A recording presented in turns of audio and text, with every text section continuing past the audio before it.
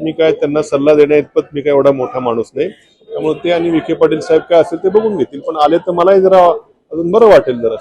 पण सभापती महोदय आमच्या जिल्ह्यातले आहेत, त्यामुळे इथं मला जरा थोडं जिल्ह्यातल्या आम्हाला लोकांना जरा जास्त वेळ बोलण्याची संधी मिळाली तर मात्र काय अवघडपणा राहणार नाही आमचा. आणि आता नगर जिल्हाच माझा मतदारसंघ आहे, तर ग्रामीण त्या ठिकाणी भाग आहे आणि शेतकऱ्यांच्या प्रश्नावरती निश्चितपणे जसं संधी मिळेल त्याची वाचा मी फोडणार. मी शनिवारी नॅशनल हायवेचे अधिकारी राहुरीला मी बोलवलेले देखील आहेत आणि खरोखरच नगर मनमाड हायवेचं आता काय नेमकं काय 7:30 लागली, काय शनी देव देखील जवळच आहे, शिर्डी आहे.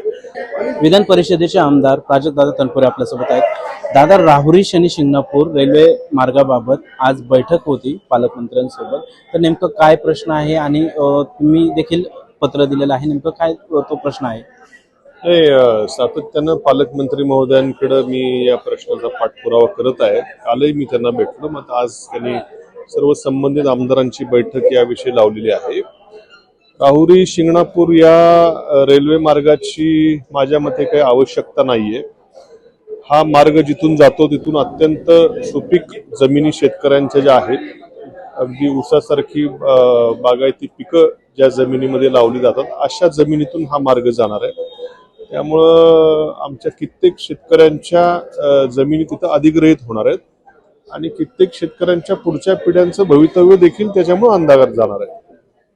आणि ठीक आहे, गरज असती तर भाग वेगळा आहे, परंतु राहुरीचं रेल्वे स्टेशन शिंगणापूर पासून काही खूप लांब नाही. आणि आमचं तर उलट असं म्हणणं आहे की राहुरी रेल्वे स्टेशनवरती आणखीन गाड्यांना त्या ठिकाणी थांबा दिला पाहिजे. आणखीन 5-6 गाड्या त्या ठिकाणी, जास्तीत जास्त गाड्या राहुरी रेल्वे स्टेशनवरती थांबल्या तर त्या भाविकांना तिथून शिंगणापूरला जायला खूपसं काही अंतर देखील नाहीये. राहुरी ते शिंगणापूर सिमेंट कॉन्क्रीटचा मोठा 4 पदरी जवळपास रस्ता आहे. थोडासा मधला एक पॅच अजून एक थोडासा जर झाला तर अजिबात आवश्यकता या रेल्वे मार्गाची नाही. उगाच सरकारचे देखील पैसे खर्च होतील आणि शेतकऱ्यांच्या देखील जमिनी त्या ठिकाणी जाणार आहेत, म्हणून आमचा या मार्गाला विरोध आहे. तर पालकमंत्र्यांच्या माध्यमातून मुख्यमंत्र्यांना निवेदन देऊन रेल्वे मंत्री जे असतील त्यांच्यासोबत त्यांच्यापर्यंत या भावना जाणं आणि हा रेल्वे मार्ग रद्द होणं ही आमची इच्छा आहे. दादा, आपण बघितलं की ज्या पद्धतीने रेल्वे मार्गासाठी जी तयारी सुरू आहे, मात्र दुसरीकडे आपल्या मतदारसंघ राहुरी नगर मनमाड जो रस्ता आहे तो आजही गेल्या अनेक वर्षांपासून प्रलंबित आहे. तर रस्त्याचं कामकाज आजही प्रलंबित आहे. ज्या पद्धतीने ते कामकाज चालू आहे, खरं तर तो रस्ता होणं अत्यंत महत्वाचं आहे. तर मग त्याकडे कसं पाहता? मला काल परवाच राहुरीमध्ये व्यापारी व्यापाऱ्यांचं एक शिष्टमंडळ येऊन भेटलं. मी शनिवारी नॅशनल हायवेचे अधिकारी राहुरीला मी बोलवलेले देखील आहेत आणि खरोखरच नगर मनमाड हायवेचं आता काय नेमकं काय 7:30 लागली, काय शनी देव देखील जवळच आहे, शिर्डी आहे, तरी देखील नेमकी या रस्त्याला नेमकी काय 7:30 लागली. कारण आता नवीन जो पॅच काही दिवसांपूर्वी केला त्यातही काही त्या पुलांना काही भगदाड पडले आहेत, काही डांबर नवीन रस्त्याचं देखील खचल्याची उदाहरणं आहेत. आणि ज्याच्याकडे आम्ही एवढ्या अपेक्षेने बघायचो, खूप आंदोलन मी मागच्या वर्षभरामध्ये केली आणि त्या कामाला गती आली. आणि असं जर काम ढिसाळ जर त्या ठिकाणी होणार असेल तर अत्यंत ही मोठी गंभीर गोष्ट आहे आणि निश्चितपणे आम्ही याची अत्यंत गंभीरपणे दखल घेऊन पुढचं त्या ठिकाणी आमचं मार्गक्रमण कसं असेल ते ठरवू. बरं दादा, आता तुम्ही आज भाजपात आहात, काही दिवसांपूर्वी तुम्ही राष्ट्रवादीत होतात. राष्ट्रवादीचे खासदार त्यांच्या आधिपत्याखाली तो रस्ता येतो, त्याबाबत तुम्ही खासदार निलेश लंकेंची भेट घेणार का?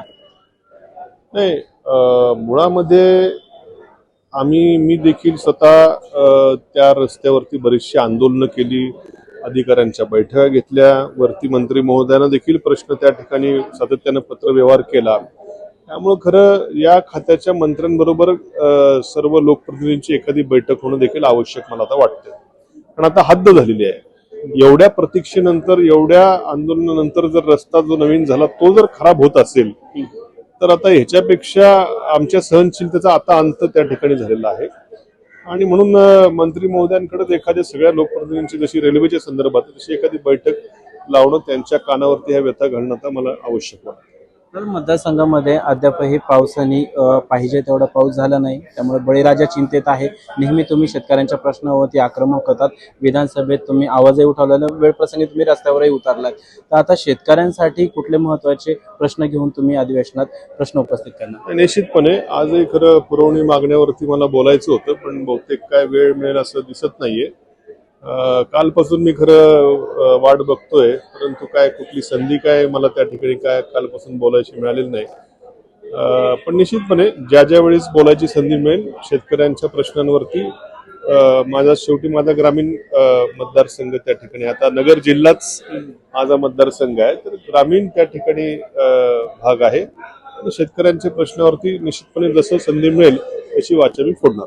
तर दादा, विधान परिषदेच्या सभापतींनी आमदारांचा सत्कार कार्यक्रमामध्ये म्हटले होते की प्राजक्त तनपुरे कुठंतरी भाजपमध्ये ऑकवर्ड फील करतायत, त्यांची बॉडी लँग्वेज सांगतीये, आणि तुम्ही त्या कार्यक्रमातून गेला होता, तर नेमकं काय कारण होतं आणि त्यांच्या या राजकीय वक्तव्याकडे कसं पाहता? नाही, असं काही नाही. त्या दिवशी माझी तब्येत बरोबर नव्हती, तब्येत अस्वस्थ होती माझी. मी काय अस्वस्थ नव्हतो. मी आधीच विखे पाटील साहेबांनी सांगितलं माझी तब्येत बरोबर नाही, फक्त आपलं सत्कार घेऊन निघून जाईल, हे आधीच चर्चा झाली होती. त्यामुळे तसं काय विषय नाही, ऑकवर्ड वगैरे असा काय विषय नाही. पण सभापती महोदय आमच्या जिल्ह्यातले आहेत, त्यामुळे इथं मला जरा थोडं जिल्ह्यातल्या आम्हाला लोकांना जरा जास्त वेळ बोलण्याची संधी मिळाली तर मात्र काय ऑकवर्डपणा राहणार नाही आमचा. पण राम शिंदेकडे याबाबत मागणी करणार का? आता तुमच्या माध्यमातून जाईलच मागणी, भेटून मी बोलेल त्यांना. बरं, ते आणखी एक म्हटले होते की मामा राष्ट्रवादीत आहेत आणि ते भाजपत आहेत, म्हणूनही कदाचित त्यांना थोडंसं अस्वस्थ वाटत असेल, विखे पाटलांनी यासाठी पुढाकार घ्यावा. तसे मामा बाचे हे नातेसंबंध आहेत, नातेसंबंधाच्या जागेवर असतात. प्रत्येकाचा राजकीय दृष्टिकोन हा वेगवेगळा असतो, त्यामुळे नात्याने मी काय रोज इथे मुंबईत असल्यावर मामांच्या एवढ्यात घरी जाऊन भेट घेत असतो मी, तो काय विषय नाही सध्या. पण नातेसंबंध हा वेगळा विषय, राजकीय भूमिका त्यांची सांगण्याइतपत मी काय एवढा मोठा कार्यकर्ता नाही. शेवटी त्यांचं राजकीय अनुभव, त्यांची राजकीय कारकीर्द, त्यांचं राजकीय वजन हे खूप मोठं आहे. मी काय त्यांना सल्ला देण्याइतपत मी काय एवढा मोठा माणूस नाही. त्यामुळे ते आणि विखे पाटील साहेब काय असेल ते बघून घेतील, पण आले तर मलाही जरा अजून बरं वाटेल जरा. बरं दादा, एक शेवटचा प्रश्न घेतो. तुम्ही म्हटलं होतात की निवडून आल्यानंतर मी मामांची भेट घेणार आणि शरद पवारांनाही भेट घेणार, तर मग भेट आणि फोन वगैरे झाला का? झाली. जयंत पाटील साहेबांची भेट झाली.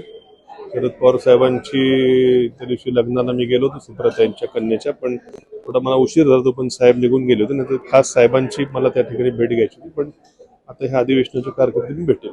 मामांच्या भेटीमध्ये काही मामांनी परत कानमंत्र दिला, आता तुम्ही भाजपात आहात, आधी राष्ट्रवादीत होतात.